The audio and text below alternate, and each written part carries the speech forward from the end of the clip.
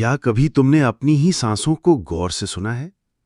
सांस जो हर वक्त तुम्हारे साथ होती है, न कभी शिकायत करती है, न कभी थकती है, बस चलती रहती है तुम्हें जिंदा रखने के लिए।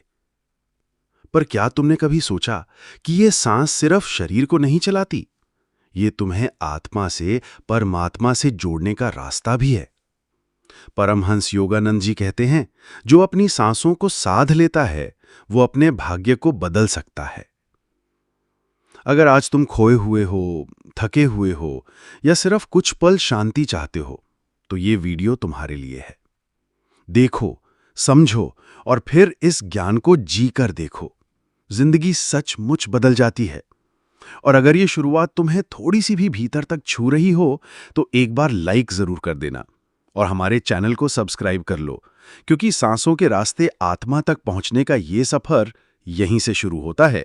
परमहंस योगानंद जी इस बात पर बहुत जोर देते हैं कि सांस केवल एक शारीरिक प्रक्रिया नहीं है, ये एक आध्यात्मिक उपकरण है, एक यंत्र, टूल है, जिसे अगर सही तरीके से प्रयोग किया जाए तो ये आत्मा को परमात्मा से जोड़ने का सीधा मार्ग बन जाती है। सांस वो सीढ़ी है जो तुम्हें शरीर से आत्मा तक और आत्मा से ईश्वर तक ले जाती है। इसका अर्थ है, सांस केवल हवा नहीं है, ये एक द्वार है, एक पुल है दो दुनियाओं के बीच, भौतिक जैसे शरीर मन और आध्यात्मिक जैसे आत्मा और ब्रह्म चेतना। जब हम सांस को देखकर, उसे महसूस करके, उसकी ध्वनि को सुनकर साधना करते हैं, तो हम धीरे धीरे उस द्वार के पार चले जाते हैं। जब सांस रुक जाती है, तब क्या होता है? योगानंद जी बताते हैं कि जब साधक होंग सौ साधना को गहराई से करता है, तो एक क्षण ऐसा आता है जब सांस स्वतः ही रुक जाती है। ये रुकावट डर की नहीं होती, ये शांति की होती है। ये स्थिति होती है समाधि के प्रवेश द्वार की। जब सांस शांत होती है तो आत्मा बोलने लगती है। इस स्थिति में न समय होता है, न शरीर की अनुभूति, केवल एक शुद्ध जागरूकता जो हर ओर फैली होती है। सांस को प्राणायाम के साथ कैसे जोड़ा जाए? अगर तुम थोड़े अभ्यास के बाद अगला स्तर चाहते हो, तो होंग सौ के साथ प्राणायाम का संयोजन भी किया जा सकता है। उदाहरण, नाड़ी शोधन प्राणायाम से शुरू करो, ये नाड़ियों को शुद्ध करता है। फिर श्वास पर होंग सौ को जोड़ो, इससे तुम्हारी ऊर्जा भीतर के केंद्रों में, चक्रों में प्रवाहित होने लगेगी। ध्यान रहे, ये अभ्यास धीरे धीरे करना है, जल्दी नहीं। ध्यान कोई रेस नहीं, ये एक अंतर यात्रा है जहां हर कदम ईश्वर की ओर है। एक छोटा सा अभ्यास सुनने के लिए रिकॉर्ड कर सकते हो। अब आंखें बंद करो, शरीर को शांत करो, सांस को महसूस करो। जब सांस अंदर जाए तो मन में कहो होंग, जब सांस बाहर जाए तो कहो सौ।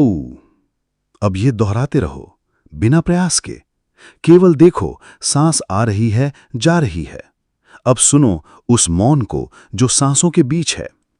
वही मौन ईश्वर की पहली भाषा है। सांस और भावनाओं का संबंध। योगानंद जी ने समझाया कि हमारी सांसें हमारे भावों से जुड़ी होती हैं। जब तुम क्रोधित होते हो तो सांस तेज हो जाती है, जब डरते हो तो सांस रुकने लगती है, जब प्रेम में होते हो तो सांस गहरी और मधुर हो जाती है। इसलिए अगर तुम सांस को नियंत्रित करना सीख जाओ तो भावनाओं पर भी अधिकार पा सकते हो। सांस पर अधिकार मन और भावनाओं की कुंजी है। सांसों से ब्रह्मांड को छूने की कला। क्या तुमने कभी देखा है, जब रात में आकाश देखते हो और धीरे धीरे गहरी सांस लेते हो तो भीतर कुछ शांति सी उतर आती है? योग में इसे ब्रह्मांडीय स्पंदन से जोड़ना कहते हैं। हमें ऐसा लगता है कि हम अकेले हैं, लेकिन हर सांस हमें आकाश की उन अनदेखी ऊर्जाओं से जोड़ रही होती है। जब तुम सांस को अनुभव करना शुरू करते हो तो तुम धीरे धीरे केवल हवा नहीं लेते, तुम ब्रह्मांड को भीतर उतारते हो। बच्चों को भी सिखाएं सांस की साधना। आज के समय में जहां बच्चों का ध्यान हमेशा स्क्रीन पर रहता है, उन्हें अगर बचपन से होंग सौ या श्वास की साधना सिखाई जाए तो उनका मन शांत होगा, एकाग्रता बढ़ेगी और उनका व्यक्तित्व भीतर से प्रकाशित होगा। जो बच्चा सांस को पहचानता है, वो भविष्य में आत्मा को भी पहचान लेगा। एक सुंदर अंत की ओर। तो अगली बार जब तुम उदास हो, अशांत हो या बस खोए खोए हो, तो बाहर किसी समाधान की तलाश मत करो। बस बैठो शांति से और अपनी सांस को सुनो। यही तुम्हारा गुरु है, यही तुम्हारा रास्ता है और यही परमात्मा की दस्तक है।